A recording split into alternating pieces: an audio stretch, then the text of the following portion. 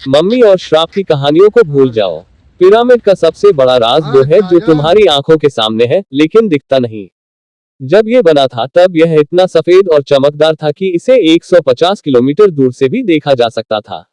इसके अंदर का तापमान हमेशा 20 डिग्री सेल्सियस रहता है, चाहे बाहर कितनी भी गर्मी हो या सर्दी।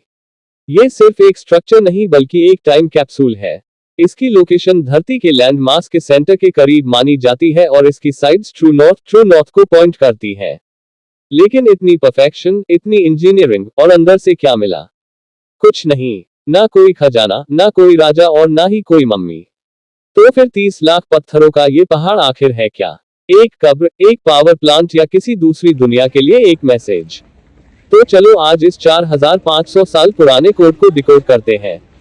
मिस्र के काहिरा शहर के बाहर रेगिस्तान के किनारे गीजा प्लेटो पर खड़ा ये पिरामिड सिर्फ पत्थरों का ढांचा नहीं है। यह एक पॉलिटिकल स्टेटमेंट था, एक स्पिरिचुअल मशीन था और शायद एक सिविलाइजेशनल अनाउंसमेंट भी। इसे चौथी डायनेस्टी के फिरौन खुफू के लिए लगभग 2580 से 2560 बीसीई के बीच बनाया गया माना जाता है।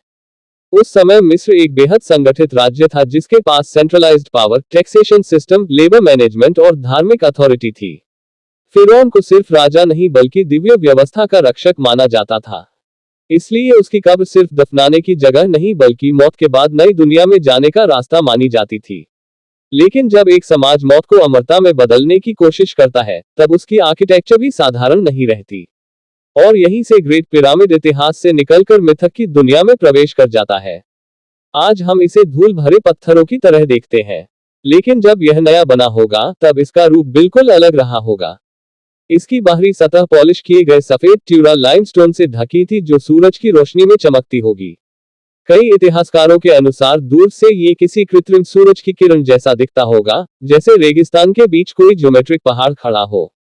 इसकी असली ऊंचाई लगभग 146.6 मीटर थी, जो आज कटाव और बाहरी पत्थरों के हट जाने के बाद लगभग 138.8 मीटर रह गई है।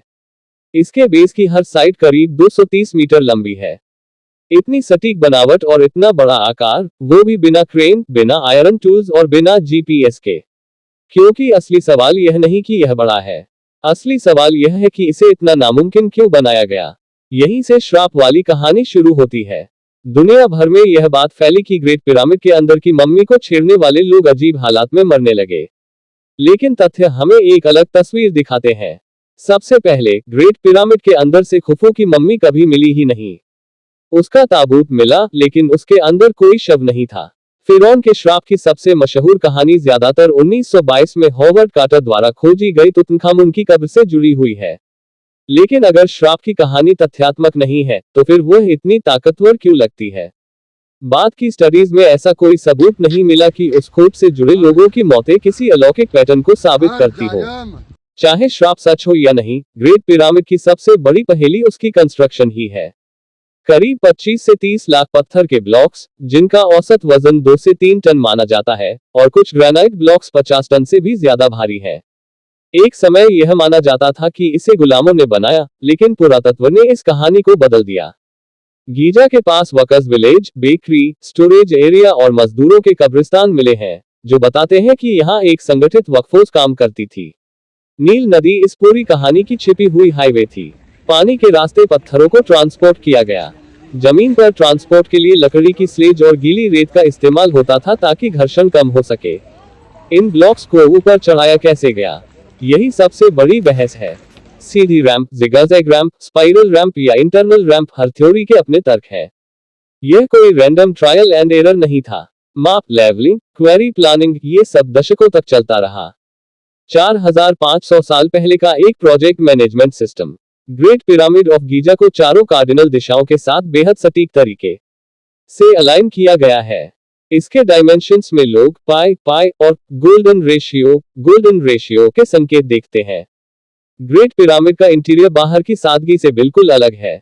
Descending passage, grand gallery, queen's chamber और किंग्स चैम्बर। 2017 में स्कैन पिरामिड्स प्रोजेक्ट ने म्यूऑन टोमोग्राफी की मदद से एक बड़ा छिपा हुआ खाली स्थान खोजा। 2023 में एक और छिपा हुआ कॉरिडोर पहचाना गया।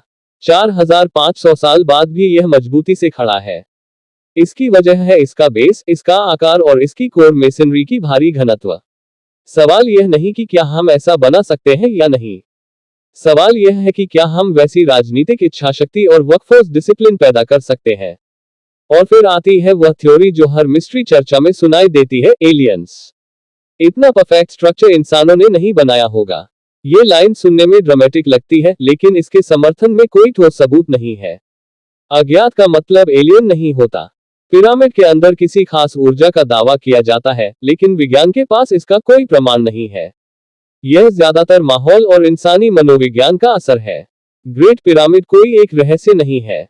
ये इंजीनियरिंग, विश्वास, शक्ति और कल्पना की कई परतों वाली कहानी है।